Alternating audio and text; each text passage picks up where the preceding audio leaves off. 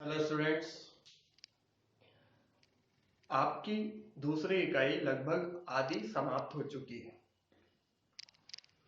जिसमें आपने अलग अलग फंक्शंस के बारे में पढ़ लिया, फॉर्मूले देख लिए, कैसे इस्तेमाल करते हैं वह देख लिया, कैसे हम एक ही फॉर्मूले को अलग अलग तरीके से उसका सिंटैक्स चेंज करके इस्तेमाल कर सकते हैं, यह भी आपने पढ़ा। अब हम आज एक ऐसे ऑप्शन के बारे में पढ़ेंगे जो आपको व्यू टैब के अंदर विंडो ग्रुप में दिया जाता है। इस ऑप्शन का नाम है स्विच विंडो। कहाँ मिलता है यह? व्यू टैब के अंदर विंडो ग्रुप में हमें यह ऑप्शन दिया गया होता है, जिसे हम स्विच विंडो कहते हैं। अब इस ऑप्शन की जरूरत क्यों है और कैसे इसका इस्तेमाल करते हैं, आज इस वीडियो में हम यह जानेंगे। लेकिन इसके पहले हम कुछ बात करते हैं। आप सभी ने कुछ पहले वीडियो में आपने एक टॉपिक पढ़ा था जिसमें हमने यह देखा था कि यदि हमें अलग अलग शीट में से वैल्यू लेना है, एक फॉर्मूला है जिसमें हमें जो सम का फॉर्मूला है उसमें हमने जो जोड़ करना है उसकी वैल्यू जो है वह अलग अलग शीट में मौजूद है। उस अलग अलग शीट से हमें वैल्यू लेना है, तो हमें फॉर्मूले में क्या बदलाव करने पड़ेंगे यह हमने पिछले वीडियो में देखा था। ठीक है, अब मान लीजिए कि आपके पास एक शीट है, इस शीट में कुछ एंट्री है, इसके बाद आपके पास एक और दूसरी वर्कशीट है। ठीक है, एक पूरी वर्कशीट एक डॉक्यूमेंट अलग है और एक दूसरा डॉक्यूमेंट है जिसमें आप पहले वाले डॉक्यूमेंट में मौजूद वैल्यू का सम देखना चाहते हैं, जोड़ देखना चाहते हैं। ठीक, ऐसी स्थिति को हम कहते हैं कि हम क्या करना चाहते हैं, हम एक वर्क बुक में एक सेल की वैल्यू को दूसरे वर्कबुक की वैल्यू से लिंक करना चाहते हैं, जोड़ना चाहते हैं।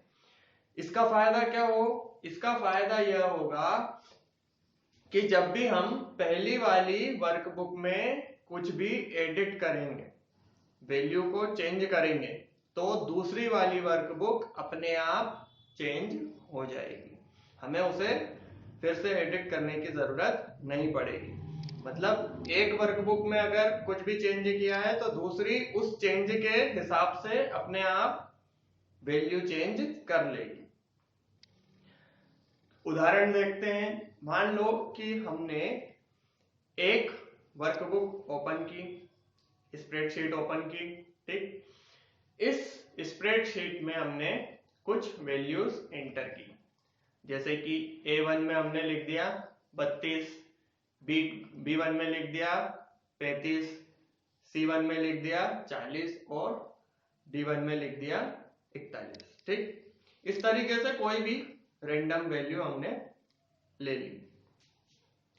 अब हम यह चाहते हैं कि कोई एक और वर्कशीट है जिसमें यह जो की लिखी गई वैल्यूज है, अलग अलग सेल में जो हमने वैल्यू डाली है, इनका सम, इनका जोड़ हमें किसी दूसरी वर्कबुक के किसी एक सेल में दिखे।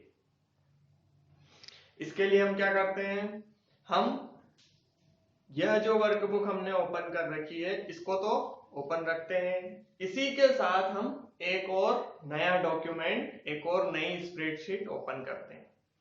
ठीक है, जब आप पहली वर्कबुक को ओपन करेंगे तो वहां पर टाइटल में लिखा हुआ आता है आपके पास बुक 1। इसी तरीके से जब दूसरी चालू करेंगे, दूसरी ओपन करेंगे तो लिखा हुआ आएगा बुक 2। ठीक, अब हम इस जो नई वाली जो हमने वर्कबुक ओपन की है, इसका कोई भी एक सेल सेलेक्ट करते हैं, उसे एक्टिव सेल में जिस भी सेल में हम उत्तर देखना चाहते हैं या जोड़ देखना चाहते हैं उसे सिलेक्ट कर लेते हैं। सिलेक्ट करने के बाद में हम स्विच विंडो ऑप्शन का इस्तेमाल करते हैं। कैसे करते हैं चलिए देखते हैं। सबसे पहले हमने सेल को सिलेक्ट किया, फिर हम उसमें फॉर्मूला लिखते हैं। फॉर्मूला क्या है, अभी हम जोड़ चाहते हैं तो हम सम का फॉर्मूला इस्तेमाल करेंगे। क्या लिखेंगे, इक्वल टू का साइन लगाकर सम, और फिर ब्रैकेट।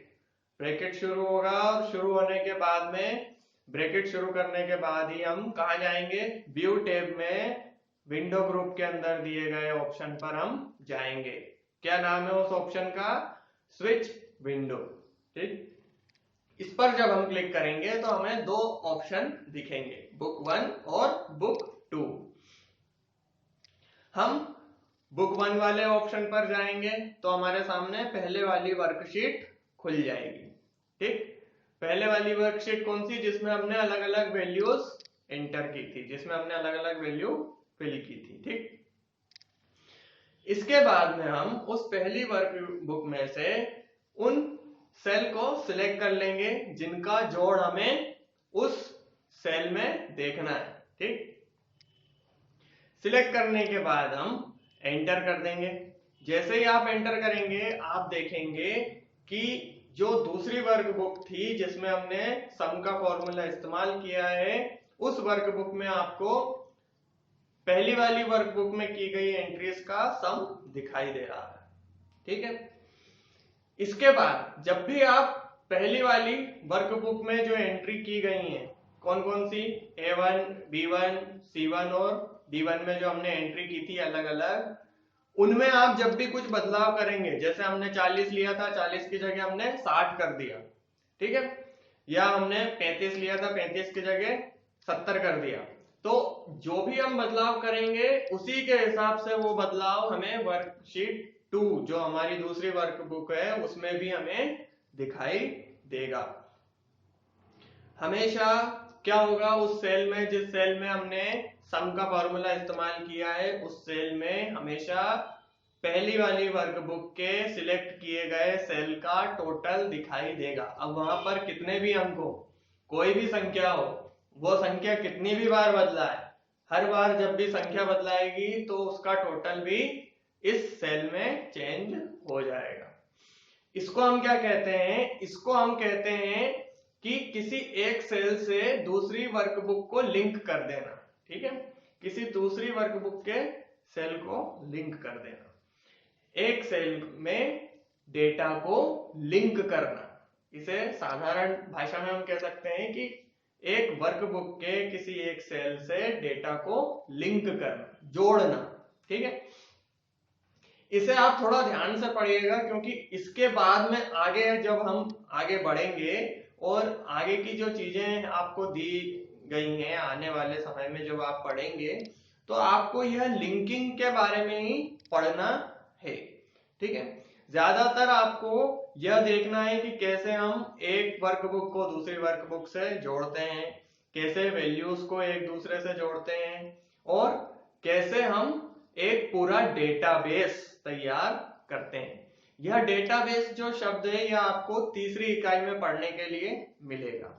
उसके पहले आपको यह सीख लेना है कि हम अलग अलग वर्कबुक्स को कैसे जोड़ते हैं, कौन कौन से तरीके हैं हमारे पास जिनका इस्तेमाल करके हम वर्कबुक्स को जोड़ सकते हैं, वैल्यूज को लिंक कर सकते हैं। ठीक है, तो अब हम अगले वीडियो में इसका प्रैक्टिकल करके देखेंगे जिससे आपको बेहतर तरीके से समझ में आ पाएगा कि हम कैसे एक सेल में डेटा को लिंक कर सकते हैं। ठीक है, थैंक यू।